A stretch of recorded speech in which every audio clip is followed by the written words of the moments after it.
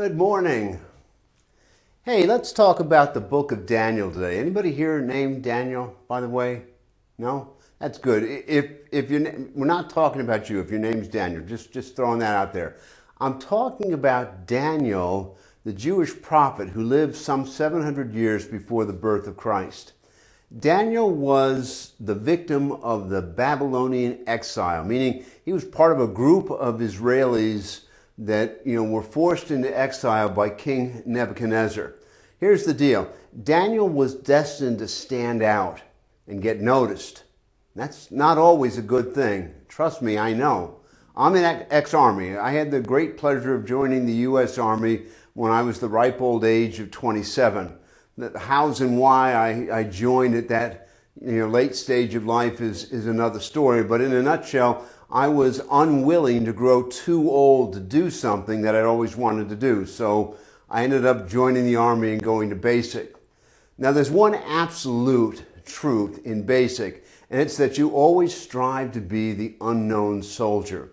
The unknown soldier didn't get noticed, it was a soldier that didn't get noticed by the drill sergeants. Soldiers that did not get noticed by the drill sergeants didn't do as many push-ups. That's a verifiable statistical fact. Here's the deal though. At 27, I was about 10 years older than the average recruit coming into basic.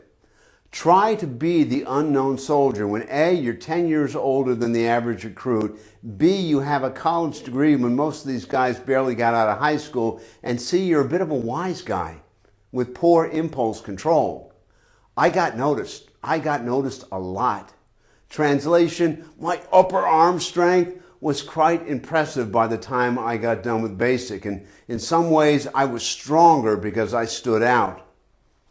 Daniel would have had a rough time in basic. Daniel stood out. I'd argue all day long that Daniel was stronger because he chose to stand out. Now, before we dive into chapter 1, let me give you a bit more of the backstory so you understand where all of this stuff is coming from. A Babylonian king by the name of Nebuchadnezzar has just conquered Jerusalem. He came in and in biblical terms, he kicked butt and took names. By the way, don't you love the name Nebuchadnezzar? Anybody here name their kids Nebuchadnezzar? There's a reason none of us name our kids Nebuchadnezzar. It's too hard to spell. It's too hard to pronounce. And Nebuchadnezzar, let's face it, wasn't a nice guy. Not only did Nebuchadnezzar destroy Jerusalem, but he burned and looted their temple. Not only did King Nebuchadnezzar destroy Jerusalem and burn and loot their temple, but he attempted to destroy the future of the Jewish people as well. What do I mean? King Nebuchadnezzar instructed his generals to go and find the sharpest and the brightest young sons of the Jewish royalty and nobles, the future of Israel, and bring them to Babylon. In Babylon, they'd be taught Babylonian culture, Babylonian food, Babylonian gods. They were going to be trained to serve our good buddy King Nebuchadnezzar. Understand Nebi's plan here, his nefarious plan. Not only did he destroy Jerusalem's present, but he, by conquering them and burning the city and smashing the temple, but he was intent on destroying Jerusalem's future as well. He did this by taking the best of the best and the brightest of Jerusalem's sons, the people who would have led Jerusalem and Israel, had Babylon never come and conquered Jerusalem and attempted to beat them. So not at all unlike Putin, by the way, going into Ukraine and kidnapping hundreds of kids and hauling them off to Russia for re-education. And so that's the backstory. Let's look at verses 3 through 5 of chapter 1 in Daniel and tear them apart and see what we can learn, to apply to our lives today. And then the king ordered Ashpenaz, the chief of his court officials, to bring to the king's service some of the Israelites, the royal family and the nobility, young men without any physical defect, handsome and showing aptitude for every kind of learning, well-informed, quick to understand, and qualified to serve in the king's palace. He was to teach them the language and literature of the Babylonians. The king assigned them a daily amount of food and wine from the king's table. They were to be trained for 3 years, and after that, they were to enter the king's service. Let me read that piece of Daniel again. I want you to see how these pieces fit together. It's easy to read these things and gloss over in your mind what's being said and why it's being said. So again, this is Daniel 1, verses 3 through 5. The king ordered Ashpenaz, chief of his court officials, to bring into the king's service some of the Israelites from the royal family and the nobility. Young men without any physical defect, handsome and showing aptitude for every kind of learning, well-informed, quick to understand, qualified to serve in the king's palace. In other words, go find those that are the best and the brightest. Those are the ones that I want. It goes on to say he was to teach them the language. In other words, I want them to speak like we speak. And the literature of the Babylonians. In other words, I want them to think like we think. The king assigned them a daily amount of food and wine from the king's table. Now, this is important, and we're going to come back to this piece. I want them to eat from the king's table. Then they're to be trained for 3 years, and after that, they're to enter the king's service. There's an interesting parallel here. Jesus took 3 years to train his disciples. It takes 3 years to properly transform a person. That was the goal here. Make no mistake. What I want you to notice is that this was a very intentional and strategic plan to indoctrinate these young boys into Babylonian culture. He being, Nebi the king, wanted these sons of Israel to blend in. This is what makes the book of Daniel so powerful. Nebuchadnezzar wanted the people of God to blend in. Daniel, as we see, was a true man of God, and as a result, he insisted on standing out. Or even Nebuchadnezzar was impressed by Daniel and the strength of his faith because of the way Daniel chose to stand out. Now, this makes a great story. I enjoy reading it, but let's be honest. Why should I care? Why does Daniel's story from hundreds of years before the birth of Christ make a difference to Andy Beery living in 2023? Why should it matter to me, and why should it matter to you? The simple answer is Daniel sets an example for us. We have a spiritual enemy who wants nothing more than for us to blend in, like Nebuchadnezzar wanted his Jewish captives to blend in. Satan would like nothing more than for each of us to become Babylonians in our hearts, to blend in. He'd like nothing better than for us to worship the false gods of home and boat and cabin and career and materialism and culture and a godless worldview. Our spiritual enemy does not want us to be standout Christians. He wants us to blend in. Here's the sad thing. There are a lot of us Christians who are far happier blending in than standing out. I'd even go so far as to make the argument that it's completely impossible to be a blend-in Christian and have any spiritual success in the world, at least in my book. It's completely impossible to be what some call a cultural Christian and have spiritual success. You might say, what's a cultural Christian? Well, they're everywhere. They're everywhere. They're the people who would answer the questions, do you believe in God? With something like, well, yeah, I believe in God. Are you a Christian? Well, yeah.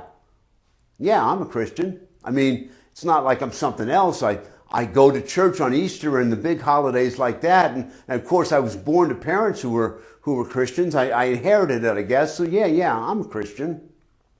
All the passion of a dead frog smashed on the side of the road, flat and not smelling so good. Is there any outward sign that you're a Christian? Well, I'm a good person. I try hard. Of course, I mean, it's not like I'm religious like some of those weirdo people, but yeah, you know what I mean. Some people, they take it too seriously. Yeah, I'm a Christian. I'm a good Christian, a cultural Christian. This is like saying I work out one day a year and I'm in shape. I don't even work out one day a year, just throwing that out there. It's like saying I eat one string bean and I'm a healthy eater. Forget all those supersized fries or milkshakes or that single serving large pizza. I'm a healthy eater. Cultural Christianity is not standout Christianity. We're going to learn from Daniel that you've got to make the presence of God a priority in your life.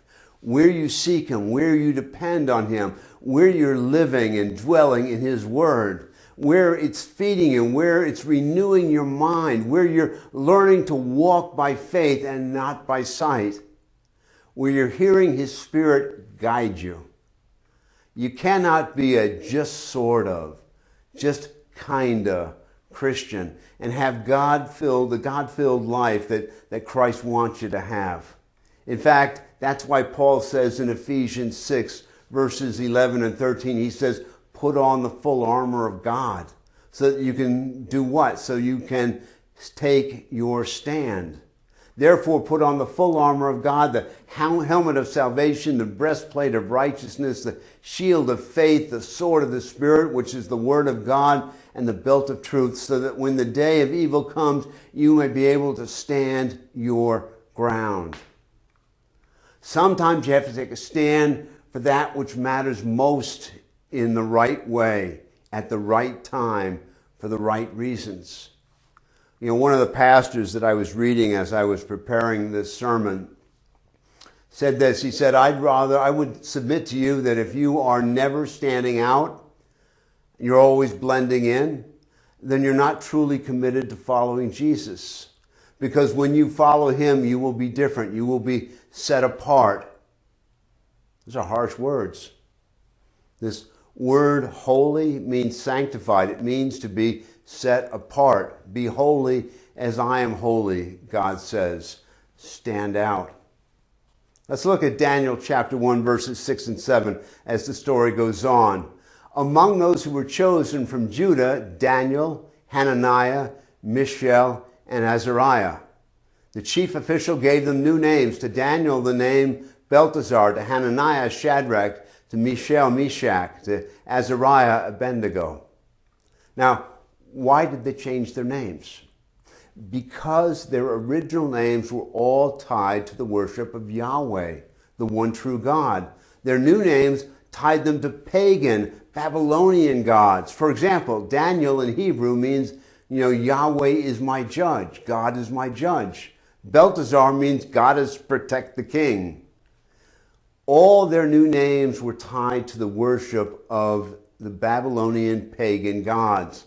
So essentially, every time someone called you by your new name, there was a reminder that you were supposed to serve these pagan gods.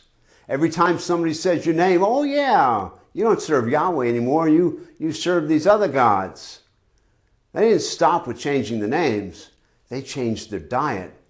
They were to eat the food that was prepared for the king. Now, I don't know about you, but I'm thinking that sounds pretty good to me. Kings don't typically eat bad. Here's the problem. This food, this meat and wine were dedicated to pagan gods. They were in no way kosher. This created a problem for Daniel and his friends because they wanted to honor and worship Yahweh in every way possible. And to eat or drink, put into their bodies anything that was dedicated to pagan gods would be crossing a line, a Rubicon, if you will, in their minds. And it would be disrespectful to God. So verse 8 is probably the key verse to everything we're going to be looking at today. Verse 8 says this. It says, but Daniel resolved not to defile himself. He resolved not to defile himself with royal food and wine. And he asked the chief official for permission not to defile himself in this way. I want you to notice this. Daniel did not fight back when his name was taken. Why? I'm guessing it's because he's thinking, hey, you can call me whatever you want. You can tie me to whatever God you want with a name. I know who I am. I know who my true name is. Any outward name doesn't define who I am in my heart. I will always worship and always know and always serve my God, Yahweh, the God of Israel, the very same God we experience in the person of Jesus. Daniel was saying that Daniel's name was not worth fighting for. But look at what he did fight for. He took a stand when God would be defamed, when God's temple, the body of the believer, would have been defiled with pagan food on the inside. Insult me all you want, but do not insult my God. He could have done what all the other Jewish boys were doing. Eat the king's food, let's have a party. This is good stuff. But here's the key. He had predetermined. He had resolved in his heart ahead of time. He had made a decision before he was faced with the temptation to do what was right. And I'd argue all day long, for those of you that are followers of Christ, your success in so many different spiritual endeavors will be determined by what you decide to do ahead of time. You need to decide now that no matter what happens in the future, you pre-decided to serve God. You pre-decided to honor God. You pre-decided to honor your commitment and your love for God. It means because of what you've pre-decided in your heart to do to honor God, you will occasionally have to stand out. You're going to have to do the hard work of being that a boatload of push-ups or getting muddy serving God by serving your neighbor. If you're never standing out and you're always blending in, then maybe you're not fully following Christ. That's what Daniel and his friends did. They resolved in their hearts not to eat the food that had been dedicated to pagan gods. Now, don't lose track of the magnitude of what's happening here. Daniel and his friends were committing to stand out day in and day out, week in and week out, month in and month out. For breakfast, they stood out. At lunch, they stood out. At dinner, they stood out. The next day, they stood out. And again and again and again. They made one decision that set them apart again and again and again. And if you're fully following Christ, you're going to find the closer you get to Him, the more you're going to stand out. And folks, that's a good thing. Watch the wisdom of Daniel, chapter 1, verses 12 through 15. Daniel says this to the chief official. He says, and I'm paraphrasing here a little bit, he says, hey, here's the deal. Nowhere in the Bible does it say, hey, here's the deal. As I said, I'm paraphrasing. Hey, here's the deal. I don't want to eat this food, but let me try an experiment. Just please, let's test it for 10 days. Give us nothing but vegetables to eat and drink. Vegetables and water to eat and drink. In other words, we're not eating that meat or that wine that's been dedicated to pagans. Just give us water and vegetables. Verse 13, then compare our appearance with that of the young men who eat the royal food, and treat us, your servants, in accordance with what you see. Verse 14, so the government leader agreed to do this and tested them for 10 days. Verse 15, at the end of 10 days, they looked healthier and better nourished than any of the other young men who ate the royal food. Now, this is the part that I love. Instead of making a big protest, with wisdom, they presented a plan. Hey, can we simply try something else? I think you're going to like what happens. So let's jump to verse 18. We see this. Verse 18. At the end of the time set by the king to bring them into his service, the chief official presented them to King Nebuchadnezzar. The king talked to them, and he found none equal to Daniel, Hananiah, Mishael, and Azariah, and as they entered the king's service. In fact, we learn, in the next verses or so, that they were considered 10 times more capable than their peers, and not just their peers, but anyone in the kingdom. It turns out God gave them the ability to interpret dreams and visions and the like. We'll learn the next time we get together in the book of Daniel that they literally redirected the course of history because they stood up for what mattered most. Think about this. Had Daniel compromised his values, had Daniel not had the courage to stand out, nothing historic would have happened. The history of the Jewish nation that they shaped would not have happened. There'd be no book of Daniel in the Bible. I don't know about you, but with all of my heart, I would rather be remembered for standing out for my Christian values than to be forgotten for blending in. Does that make sense? Daniel sets an example for us in many ways. The depth and the sincerity and the self-sacrificing nature of his faith foreshadows the depth and the sincerity and the self-sacrificing nature of Jesus. That's why we should care about this story in Daniel. That's why it's important to us. It sets the example for our lives. We can be in our own way Daniel and stand out for our beliefs, stand out for Christ. Let's pray.